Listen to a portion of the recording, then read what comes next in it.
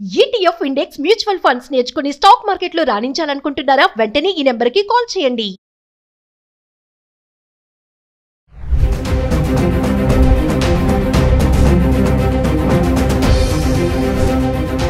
నమస్తే, welcome back to Suman TV. ప్రస్తుతం మనతో పాటు ఉన్నారు అనలిస్ట్ మందడి కృష్ణారెడ్డి గారు. నమస్తే సార్. నమస్తే అమ్మా. సార్, నిమిషప్రియ లో మన భారతీయ మహిళ నిమిషప్రియకి ఉరిశిక్ష అది రద్దు చేయడము, తర్వాత చాలా మంది ప్రయత్నాలు చేయడము, వాయిదా, ఇదంతా మనం చూస్తూనే ఉన్నాం. మరి కొత్తగా ఏంటంటే మృతుడి బ్రదర్ ఎవరైతే ఉన్నారో క్షమాపణ అయితే లేదు, ఖచ్చితంగా ఉరిశిక్ష వేయాల్సిందని చెప్పేసి అటార్నీ జనరల్కి ఒక లెటర్ రాయడం అయితే జరిగింది. అంటే ఇప్పుడు నిమిషప్రియ ముందున్నటువంటి అవకాశాలన్నీ కూడా తగ్గిపోతున్నాయని అనుకోవచ్చు అంటారా? మీ అనాలిసిస్లో ఏం చెప్తారు సార్? అదే అనుమానం అయితే కలుగుతోంది ఒక రకంగా. ఆ మధ్య మనం అనుకున్న ప్రకారంగా భారతదేశం నుంచి ఒకరు అబూబకర్ అనేటువంటి మత ప్రవక్త, ముస్లిం మతానికి సంబంధించిన వ్యక్తి, అక్కడ తనకి ఆ రాజ్యాధినేతకు ఉన్నట్టు యెమెన్ రాజ్యాధినేతకు ఉన్నట్టు సంబంధాలను దృష్టిలో పెట్టుకొని ఆయన మీద ఇన్ఫ్లుయెన్స్ చేసి ఏదో ఒక రకంగా నిమిషప్రియని విడిపించుకొని తీసుకొస్తాడని ఒక నమ్మకాన్ని, విశ్వాసాన్ని కలిగించారు.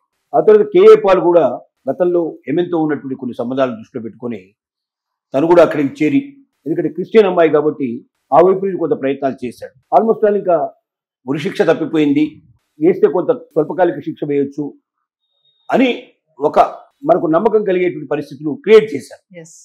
అదే భారతదేశం మనకు దేశం నుంచి కూడా ఇక్కడ ఎంబసీ కూడా అక్కడ ఉన్నటువంటి దగ్గర వారితో సంబంధాలు పెట్టుకొని దేశం నుంచి కూడా అభ్యర్థన వెళ్ళింది. కాబట్టి ఒక దేశం నుంచి ఇంకో దేశం అభ్యర్థన వెళ్ళింది. ఏమేం చాలా చిన్న దేశం, భారతదేశంతో పోలిస్తే చాలా చిన్న దేశం.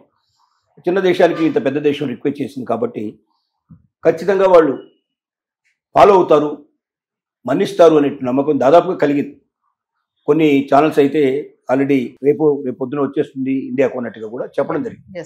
కానీ మనం కూడా అప్పుడు చెప్పాం, విడుదలై బయటకు వచ్చేదాకా, ప్రభుత్వం నుంచి కరెక్ట్గా మనకి ఇన్ఫర్మేషన్ వచ్చేదాకా నమ్మడానికి వీల్లేదని మనం చెప్పాం. ఇప్పుడు జరిగింది కూడా అదే. అంత దగ్గరగా వచ్చింది అనిపించుకునేటువంటి ఇప్పుడు దూరం అయిపోతుండగా కనబడుతుంది. కేరళకు సంబంధించిన అమ్మాయి నిమిషప్రియ అక్కడికి యెమెన్కి వెళ్ళింది, అక్కడ నర్సుగా జాయిన్ అయింది. ఆ తర్వాత తను సొంత వ్యాపారం చేయాలని కోరిక కలిగింది ఆమెకి.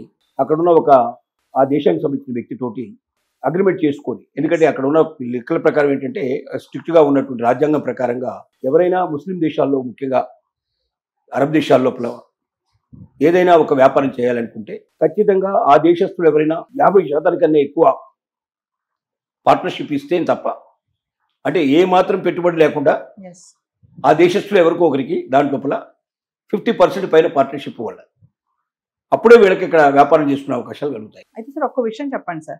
మామూలుగా ఈ ఉరిశిక్ష వాయిదా పడిన తర్వాత కూడా ఇప్పుడు కేఏ పాల్ కానీ మన భారత ప్రభుత్వమే కానీ చాలా కష్టపడింది ఎలా అయినా శిక్ష తగ్గించాలని చెప్పేసి. మరి ఇప్పటి వరకు అలా అనుకున్న టైంలో ఈ ట్విస్ట్ ఏంటి సార్? మళ్ళీ లెటర్ రాయడము, వాళ్ళ బ్రదర్ బ్లడ్ మనీకి కూడా మేమేం ఒప్పుకోము, మాకు బ్లడ్ మనీ వద్దు, ఏమొద్దు, క్షమించమేమని చెప్పేసి మళ్ళీ లెటర్ రాయడం కూడా జరిగింది. ఈ ట్విస్ట్ ఎందుకు అంటారు? మళ్ళీ ట్విస్ట్ ఎందుకంటే ఒకటే జ్ఞాపకం పెట్టుకోవాలి, అక్కడ రాజు తలుచుకున్నా, అక్కడ ఈవెన్ కోర్టు తలుచుకున్నా, ఎవరు తలుచుకున్నా కుటుంబ సభ్యులు ఒప్పుకుంటే తప్ప సాధ్యం కాదు. కుటుంబ సభ్యులు ఏమని చెప్పాలి?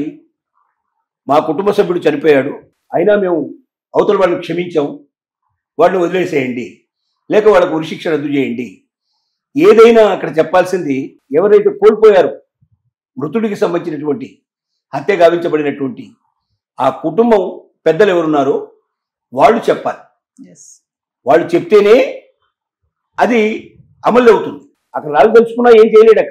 అక్కడ రాజ్యాంగం అది, ఆ పద్ధతి అట్లా చేశారు. ఒకసారి కోర్టు ఆర్డర్ ఇచ్చిన తర్వాత ఆ కుటుంబ సభ్యులు మళ్ళీ కోర్టుకి ఇన్ఫర్మేషన్ ఇచ్చి మేము క్షమాభిక్ష ప్రసాదిస్తున్నాము, ఆ అమ్మాయిని వదిలిపెట్టండి, లేకపోతే ఆ అమ్మాయికి మామూలు శిక్ష వేయండి, లేక యావజ్జీవ కారాగార శిక్ష వేయండి, ఉరిశిక్ష మాత్రం వద్దు అని చెప్తే తప్ప అది అమలు కాదు.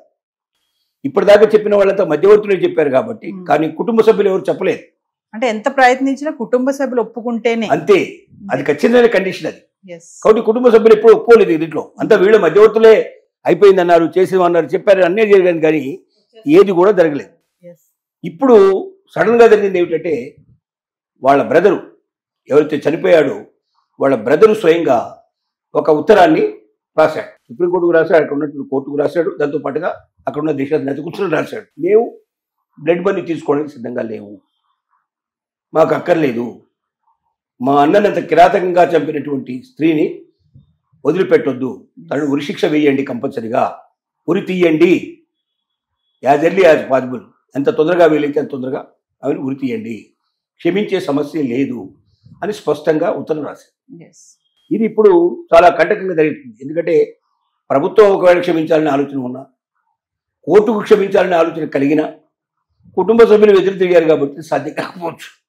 మళ్ళీ కుటుంబ సభ్యుల్ని రిక్వెస్ట్ చేసి మళ్ళీ వాళ్ళలో ఏమైనా మార్పు వచ్చి వాళ్ళ నుంచి లెటర్ వస్తే తప్ప నిమిషప్రియ బయటపడే అవకాశాలు కనబట్టలేదు.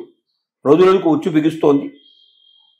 ఇంకే క్షణంలో మనం ఇంకే వార్త విన్నా ఆశ్చర్యపడాల్సిన అవసరం ఉండదు. అంటే అప్పుడు మరి అబూబకర్ అనే ఒక మత పెద్ద కూడా ఇన్వాల్వ్ అయ్యారు కదా సార్ దీంట్లో. మరి ఇప్పుడు ఆయన నుంచి కూడా ఎటువంటి ఇన్ఫర్మేషన్ లేదంటే అంటే అబూబకర్కి ఆ కుటుంబంతో సంబంధం లేదు. అబూబకర్కి ఆ రాజకీయ అంటే అక్కడ దేశాధినేతతో సంబంధాలు ఉన్నాయి. కానీ దేశాధినేత కూడా ఏం చెప్తాడు, కుటుంబం ఒప్పుకుంటే నాకే అభ్యంతరం లేదని చెప్తాడు. కుటుంబం దగ్గర వెళ్ళడానికి అసలు ప్రయత్నించిన వాళ్ళకి అవకాశం ఇవ్వలేదు వాళ్ళు. ఎందుకంటే మా అబ్బాయిని చంపిన వ్యక్తి ఎట్టి పరిస్థితుల్లో ఆ లేడీ చచ్చిపోవాల్సిందే, మాకు ఏ రకమైన మనీ అక్కర్లేదు. చివరికి వాళ్ళు బ్లడ్ మనీ ముందుగా ఒక 10 కోట్లకు సమానమైంది తయారు చేసిన 15 కోట్ల వరకు కూడా ఇస్తారని ఆఫర్ చేశారు. 15 కోట్లు కూడా వాళ్ళు వెళ్ళడానికి సిద్ధంగా లేదు. అంటే డబ్బు ఎక్కువ తీసుకొస్తే ఒప్పుకుంటామని మాత్రం లేరు వాళ్ళు. మా ఇంటి అబ్బాయిని చంపేసినటువంటి వ్యక్తులు వాళ్ళు ఎవరైనా సరే మిగలడానికి వీలు లేదు, వాడు ఖచ్చితంగా ఆవిడకు ఉరిశిక్ష పడాల్సిందే, ఇంకొక మార్గం లేదని చెప్తూ వచ్చారు. కాబట్టి ఇప్పుడున్న పరిస్థితుల్లో ఏ క్షణంలో ఏం జరుగుతుందో మనకు తెలియదు. ఎప్పుడైతే కుటుంబ సభ్యుడు ఉత్తరం వచ్చిందో అది చాలా ఘాటైన ఉత్తరం, దానికి ఎవరు కూడా ఏమీ అనడానికి వీలుపడదు. ఇక సుప్రీంకోర్టు ముందున్నది ఒకటే ఒకటి దారి, ఆమె ఉరిశిక్ష తొందరగా అమలు చేయాలని చెప్పడమే. ఏదైనా అద్భుతాలు జరిగితే తప్ప, చివరి నిమిషాల్లో ఏదైనా జరిగితే తప్ప మనకు ఉరి తీశారన్నటువంటి వార్త వచ్చినా ఆశ్చర్యపడాల్సిన అవసరం లేదు. అంటే ముందున్నటువంటి అవకాశాలు అన్ని కూడా ఇంకా తగ్గిపోతున్నాయని అనుకోవచ్చు. పోయినాయి, తగ్గిపోయాయి, అసలు ఇంకేమి లేవు, ముందర అవకాశాలు లేవు. అది పరిస్థితి. ఎండింగ్ లో మీరు అన్నట్టుగా ఏమైనా ఫ్యామిలీ మెంబర్స్ వచ్చి ఆపితే ఆపడమే, లేదంటే లేదు, మార్గం లేదు. Thank you sir.